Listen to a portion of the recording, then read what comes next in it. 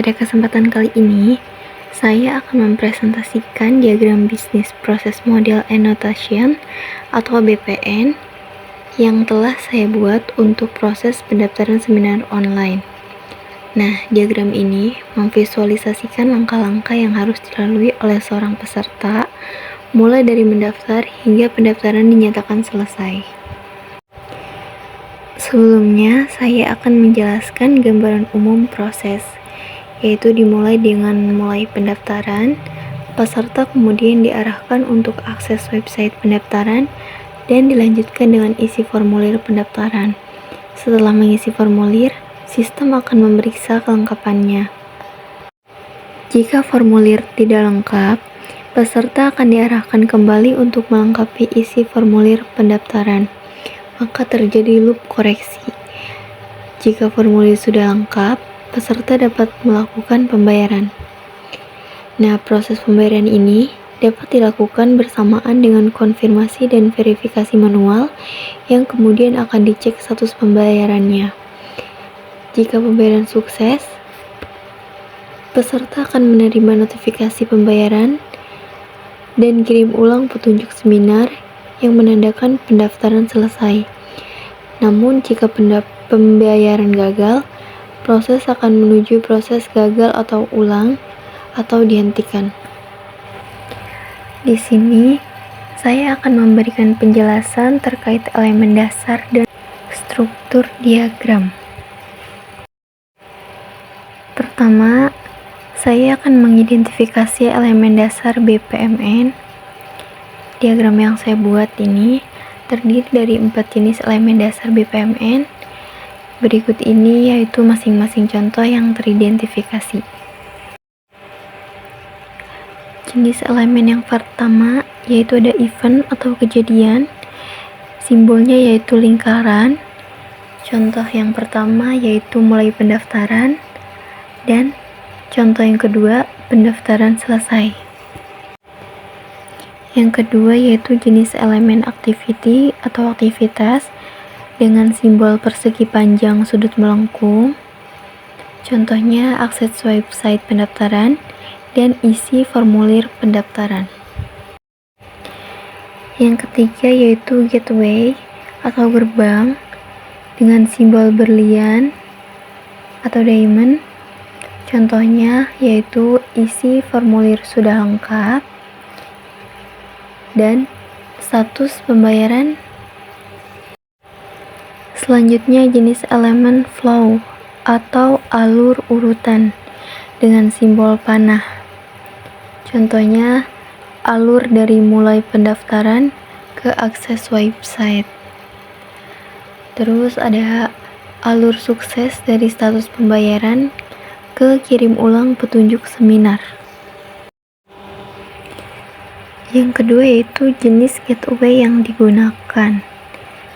Jenis gateway yang saya gunakan yang paling dominan dalam diagram ini adalah exclusive gateway atau gerbang eksklusif yang dilambangkan dengan bentuk berlian tanpa tanda di dalamnya atau dengan tanda silang. Meskipun tanda silang tidak digambarkan di sini, konteksnya menunjukkan exclusive gateway.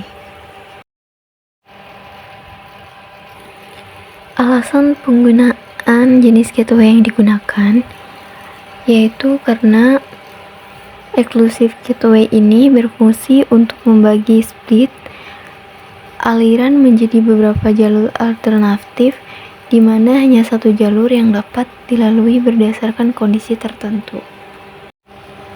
Contohnya pada isi formulir sudah lengkap, proses hanya akan mengambil jalur ya atau jalur tidak keduanya secara bersamaan. Contoh yang kedua ada pada status pembayaran. Proses hanya akan mengambil jalur sukses atau jalur gagal, tidak keduanya. Yang ketiga, ada kelemahan dalam struktur diagram dan usulan perbaikan.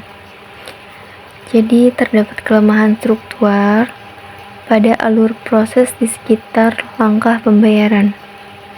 Yang pertama yaitu redundansi dan penempatan gateway yang salah. Yaitu terdapat 2 gateway dengan pertanyaan serupa, yaitu isi formulir sudah lengkap dan apakah formulir sudah lengkap.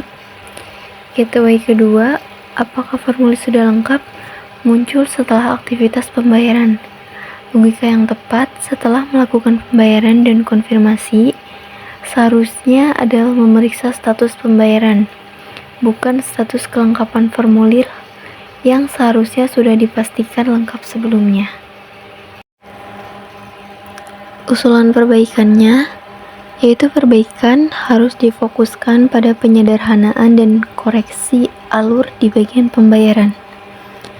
Langkah pertama yaitu hapus gateway redundansi, hapus gateway apakah formulir sudah lengkap. Langkah kedua yaitu ganti logika konfirmasi.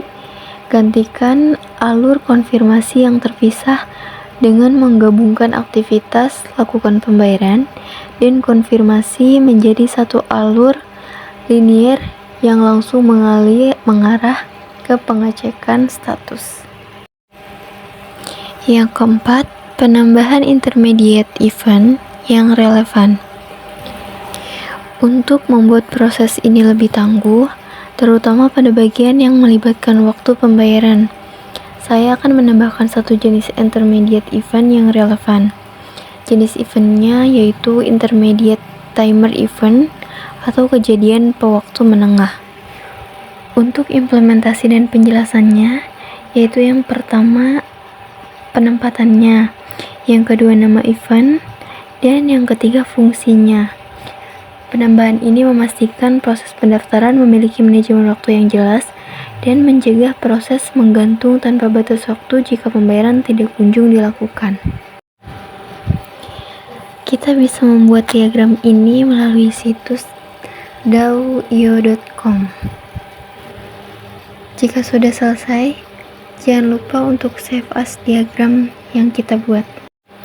Oh iya, kita bisa membuat diagram BPN ini menggunakan situs dao.io.com.